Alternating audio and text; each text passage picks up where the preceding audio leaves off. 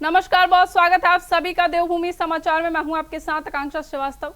Bulletin की शुरुआत करते हैं खबर ऋषिकेश से है, जहां भारतीय जनता युवा मोर्चा ने कांग्रेस विधायक मदन सिंह बिष्ट का पुतला दहन किया। यह प्रदर्शन द्वारा हाट से कांग्रेस विधायक द्वारा प्रधानमंत्री नरेंद्र मोदी के खिलाफ कथित आपत्तिजनक टिप्पणी के विरोध में किया गया।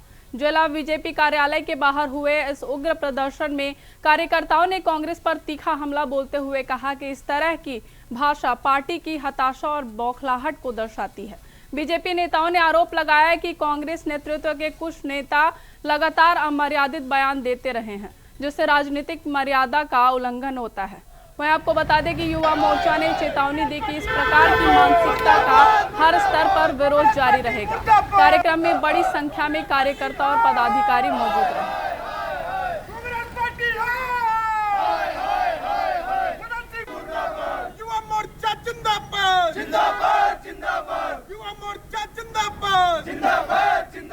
नरेंद्र मोदी जिंदाबाद, जिंदाबाद, जिंदाबाद। नरेंद्र मोदी जिंदाबाद, जिंदाबाद, जिंदाबाद। शराबी विधायक मुर्दाबाद, मुर्दाबाद, मुर्दाबाद। शराबी विधायक मुर्दाबाद, मुर्दाबाद, मुर्दाबाद। कांग्रेस पार्टी है जिंदाबाद, जिंदाबाद।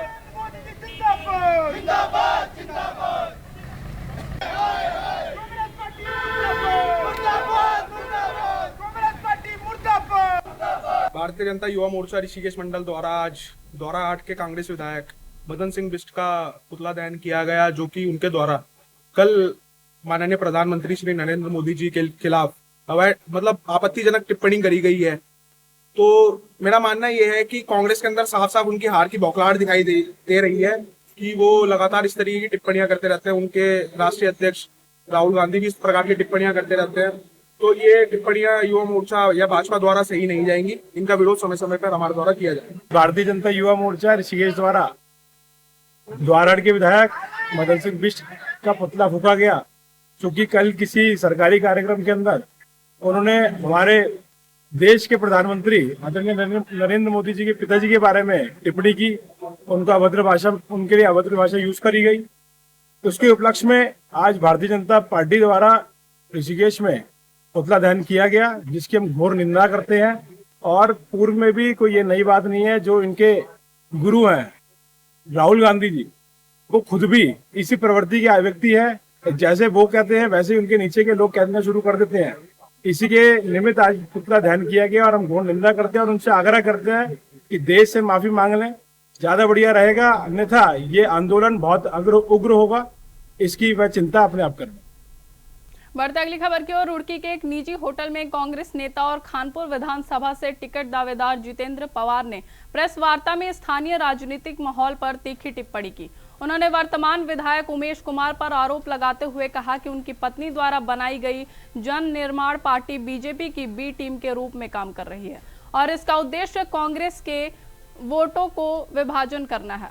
उन्होंने यह भी दावा किया कि पार्टी के शीर्ष नेतृत्व से उनके संबंध हैं। साथ ही पूर्व विधायक कुंवर प्रणव सिंह चैंपियन पर निशाना साधते हुए कहा कि उनके कार्यकाल में क्षेत्र में अपेक्षित विकास कार्य नहीं हुए। पवार ने कहा कि उनका मुख्य फोकस क्षेत्र में विकास को बढ़ावा देना और सभी बटे हुए मुद्दों को एकजुट करना होगा। पार्टी में संगठन और एक सिस्टम होता है पूरा, उसके तहत सब लोग अपना आवेदन करते हैं। मैं भी अपने लिए अपनी पार्टी से मांग कर रहा हूँ। हो सकता है वीरेंद्र रावत भी कर रहे हो, हालांकि मुझे इस बारे में जानकारी नहीं है, आप ही से मुझे जानकारी मिली है। और वो अलग चीज है, वो पार्टी को देखना है कि वहाँ का क्षेत्रीय संतुलन क्या कहता है और क्या समीकरण वहाँ के हैं। जिस चीज को पार्टी देखेगी तो पार्टी को निर्णय लेना, अलग मान वही सब कांड, वही गाड़ियां, वही घोड़े। अब मैं एक बात नहीं समझ पा रहा हूँ कि इस जनपद में 2 कैबिनेट मंत्री हैं, इस जनपद में और विधायक भी हैं, पूरे प्रदेश में 70 विधायक टोटल हैं। क्या ऐसे खानपुर के पूर्व विधायक हो या वर्तमान विधायक हो, इन्हीं को एस्कॉर्ट, इन्हीं को प्राइवेट सिक्योरिटी की जरूरत पड़ती है? इनके ऐसे कौन से काले कारनामे हैं, इनके ऐसे कौन से दुश्मन हैं जिनसे इन्हें जान का खतरा है? ये इस तरह का माहौल, हुल्लड़बाजी का जो माहौल इन्होंने क्षेत्र में बनाने का काम किया है, वो बिल्कुल भी कहीं तक भी ठीक नहीं। जन निर्माण पार्टी नहीं, वो मन के निर्माण की पार्टी है और पूरी फिक्सिंग के तहत आप देख लीजिएगा पूरे 4-5 महीने जो है वो सिर्फ कांग्रेस के खिलाफ बोलने का काम करेंगे। उनका और कोई काम नहीं है, कोई ध्येय नहीं है। वोटर को भ्रमित करना चाहते हैं, लेकिन वोटर बिल्कुल इस बार भ्रमित नहीं हो रहा। उन्हें बिल्कुल क्लियर पता है कि चुनाव इस बार भाजपा को बाहर करना है। अब खबर हरिद्वार से। जिले की खानपुर विधानसभा के पूर्व विधायक प्रणव सिंह चैंपियन एक बार फिर धमकाने और गाली गलौज करने के आरोप लगे हैं। पीड़िता ने लश्कर कोतवाली में चैंपियन के खिलाफ तहरीर दी है। पुलिस जल्द मुकदमा दर्ज कर सकती है। दरअसल लश्कर कोतवाली क्षेत्र में संजीव कुमार और प्रणव सिंह चैंपियन के बीच गाड़ी ओवरटेक करने को लेकर विवाद हो गया था। इसके बाद कथित रूप से चैंपियन की ओर से संजय को फोन पर भद्दी गालियां दी गई और जान से मारने की धमकी भी दी गई। इस घटना से जुड़ा एक वीडियो भी सोशल मीडिया पर वायरल हो रहा है। वायरल वीडियो में फोन पर बात कर रहा शख्स विधायक मंत्री को जूते की नोक पर रखने की बात कर रहा है। मामले में प्रणव सिंह चैंपियन ने भी सोशल मीडिया पर वीडियो जारी कर सफाई दी है।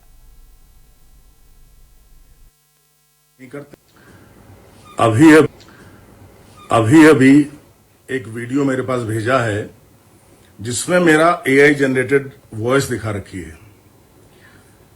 कल का हादसा है, हम जब लक्सर से गुजर रहे थे तो हमारी सुरक्षा को भेजने की चेष्टा की गई, गाड़ी पे टक्कर मारी गई। हमने उसकी शिकायत पुलिस विभाग में की। अब पुलिस विभाग द्वारा जब मुजरिमों को संपर्क करके उन्हें कुछ ताकीद की गई होगी तो मुजरिमों की चोर की दाढ़ी में तिनका है।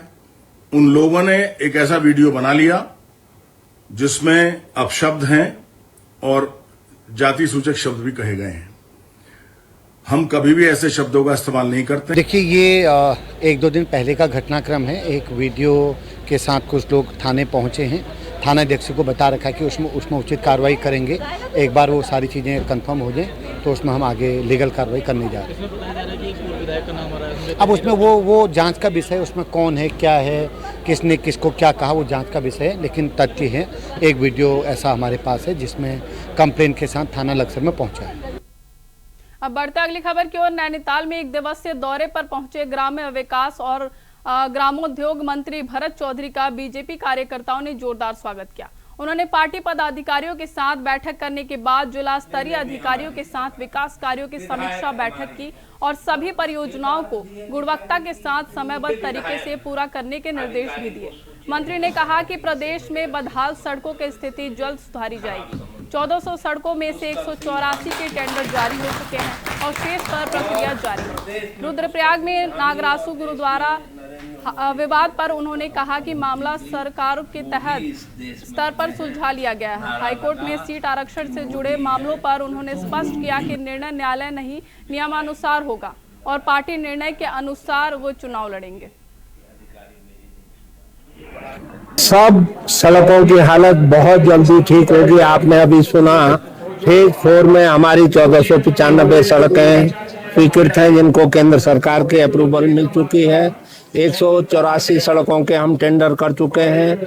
275 सड़कों के टेंडर हम बहुत जल्दी करने वाले हैं और ये प्रक्रिया निरंतर चलती रहेगी और सभी सड़कों की हालत बहुत जल्दी सुधरेगी। का स्थानीय लोगों से कोई वास्ता नहीं था। उन्होंने गुरुद्वारे पे कब्जा किया हुआ था, तो गुरुद्वारे के और उनके बीच की बात थी।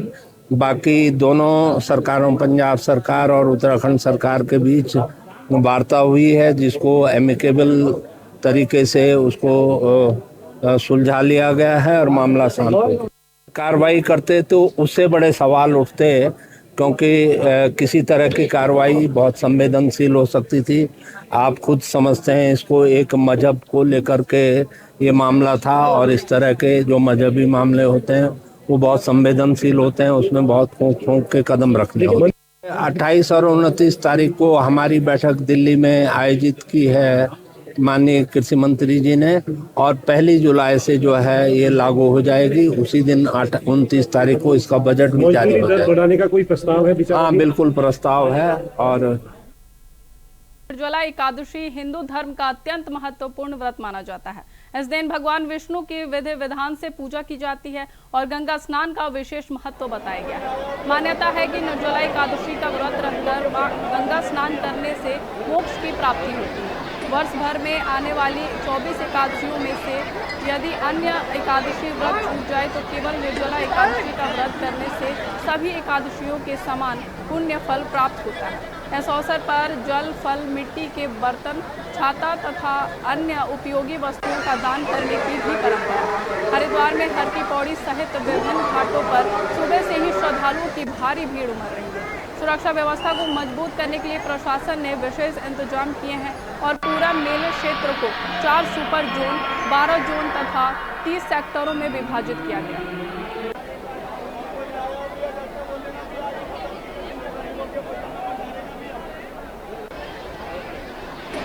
सनातन धर्मी को कहा गया है कि वर्ष भर में पड़ने वाली 24 एकादशियों को करना चाहिए। हर गृहस्थ के लिए बहुत अधिक अनिवार्य या आवश्यक माना गया है, क्योंकि इतने पुण्य अलग अलग एकादशियों के बताए गए हैं कि जो व्यक्ति इन एकादशी को उपवास करता है तो अपने जीवन को हर प्रकार से, हर कष्टों से मुक्ति पाने के पश्चात मोक्ष को प्राप्त कर लेता है।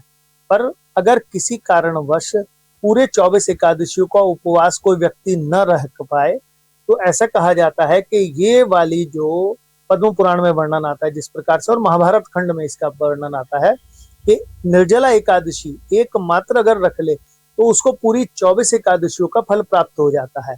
विधि इसकी विशेष तौर पे पुण्य क्षेत्र हरिद्वार, कुंभ क्षेत्र हर की पैड़ी, ब्रह्मकुंड आदि और अन्य कुंभ क्षेत्रों के अतिरिक्त पवित्र नदियों में या उनका ध्यान करके घर पर ही जो व्यक्ति स्नान करने के पश्चात भगवान नारायण का स्मरण करते हुए श्वेत वस्त्र, स्वच्छ वस्त्र धारण करके नारायण की पूजा करके निर्जल व्रत रखता है और द्वादशी का पारायण करते समय ही जल ग्रहण करता है। इस प्रकार करने से वो व्यक्ति पूरे 24 की 24 एकादशियों का फल प्राप्त कर लेता है।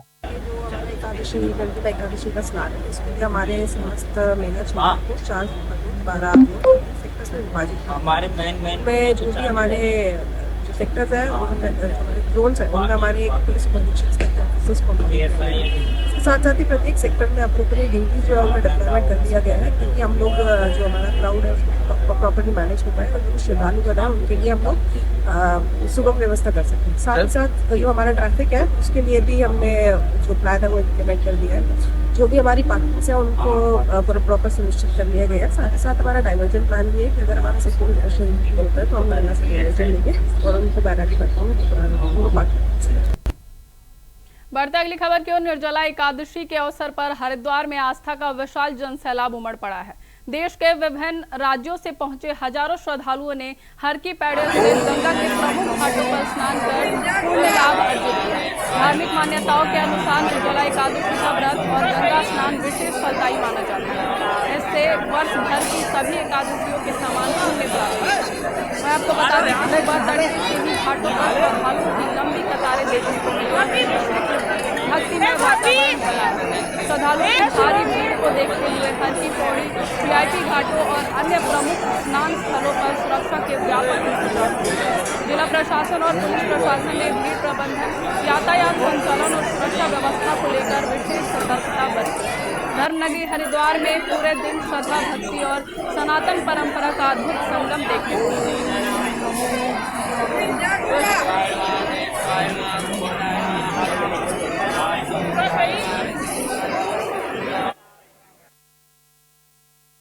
सीजन को देखते हुए जनपद प्रभारी सचिव डॉक्टर पंकज कुमार पांडे ने अल्मोड़ा के विकास भवन सभागार पहुंचकर आपदा प्रबंधन और मानसून पूर्व तैयारियों को लेकर समीक्षा बैठक ली। बैठक में जिला अधिकारी अंशुल सिंह ने पावर पॉइंट प्रेजेंटेशन के माध्यम से प्रभारी सचिव को जनपद की तैयारियों से अवगत कराया। वहीं आपको बता दें कि जिलाधिकारी ने बताया कि आपदा की दृष्टि से संवेदनशील स्थलों का चिन्हीकरण, कंट्रोल रूम की स्थापना, विभागीय नोडल अधिकारियों की तैनाती, जेसीबी डोजर की व्यवस्था और दवाओं का अग्रिम भंडारण तथा वैकल्पिक मार्गों की पहचान के कार्यों पर पूर्ण ध्यान दिया गया है। प्रभारी सचिव डॉक्टर पांडे ने अधिकारियों को संबोधित करते हुए कहा कि मानसून अपने आप में आपदा है।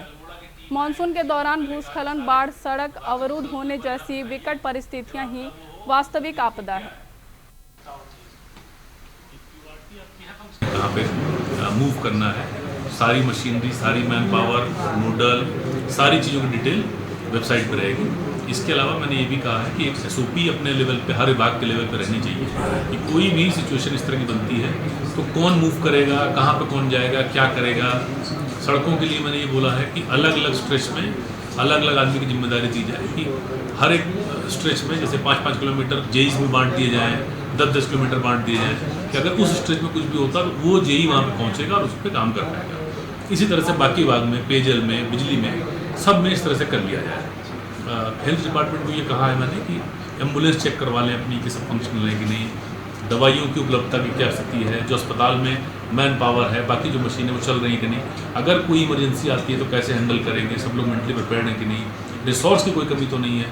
अगर रिसोर्सेज की कमी है, किसी तरीके के मटेरियल की कमी है तो उसको इमीडिएटली शासन को अवगत कराएं या मुझे बताएं तो हम कंसर्न डिपार्टमेंट में बात करके उसको सही करा लेंगे। किसी भी स्थिति से निपटने के लिए हमें तैयार रहना चाहिए और जनपद की टीम को एक साथ काम करने के लिए, सारे डिपार्टमेंट को एक साथ मिलकर काम करने के लिए निर्देश दिए। बढ़ते अगली खबर की ओर। देहरादून में उत्तराखंड परिवहन विभाग की पहल पर IDTR में स्कूल बस चालकों और परिचालकों के लिए विशेष सड़क सुरक्षा प्रशिक्षण कार्यक्रम आयोजित किया गया। कार्यक्रम में 46 प्रतिभागियों ने हिस्सा लिया, जिससे सड़क संकेतों, यातायात नियमों, प्राथमिक उपचार, सुरक्षित वाहन संचालन और स्कूल बस मानकों, बच्चों की सुरक्षित यात्रा सुनिश्चित करने से जुड़े विषयों पर व्यवहारिक प्रशिक्षण दिया गया। प्रशिक्षण के दौरान विशेषज्ञों ने सड़क सुरक्षा के प्रति जागरूकता बढ़ाने पर भी जोर दिया। वह आपको बता दें कि डॉक्टर अनीता चमोला ने कहा कि स्कूल बस चालक केवल वाहन नहीं चलाते बल्कि बच्चों की सुरक्षा की महत्वपूर्ण जिम्मेदारी भी निभाते हैं, इसलिए किसी भी प्रकार की लापरवाही गंभीर परिणाम ला सकती है। वहीं राजीव कुमार मेहरा ने सुरक्षित ड्राइविंग को जीवन बचाने का सबसे प्रभावी माध्यम बताया। कार्यक्रम के समापन पर प्रतिभागियों को प्रमाण पत्र और टी-शर्ट वितरित किए गए, जबकि क्विज प्रतियोगिता के विजेताओं को सम्मानित कर उनका उत्साहवर्धन किया गया।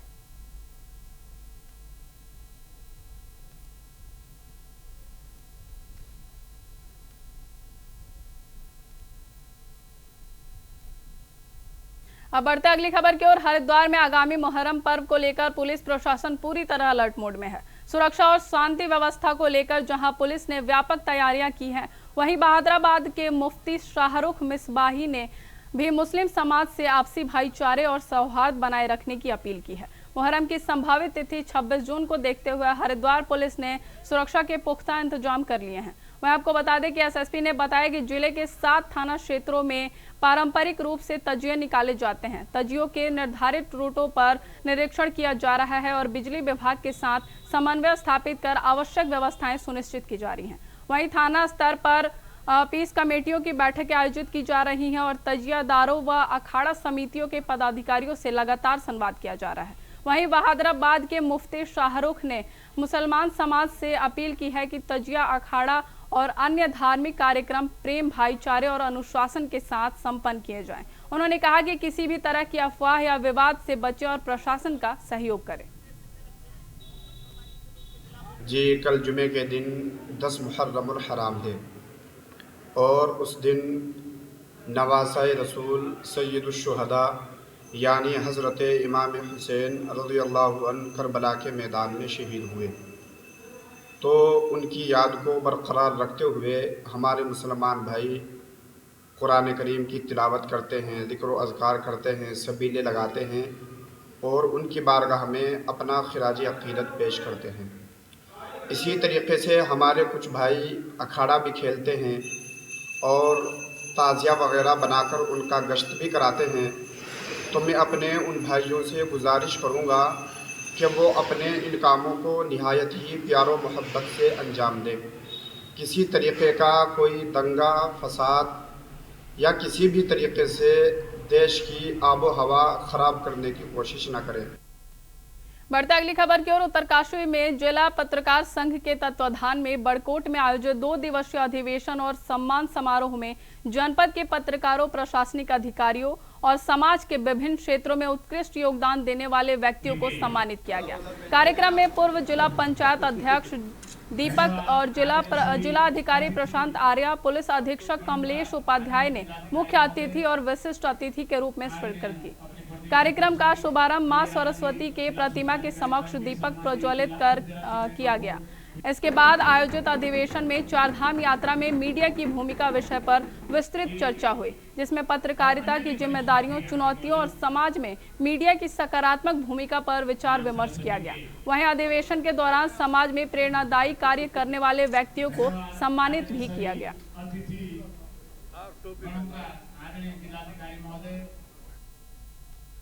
फिलहाल मेरे साथ इस बुलेटिन में बस इतना ही। देश और दुनिया की तमाम खबरों के लिए देखते रहिए इंडिया वॉइस। नमस्कार।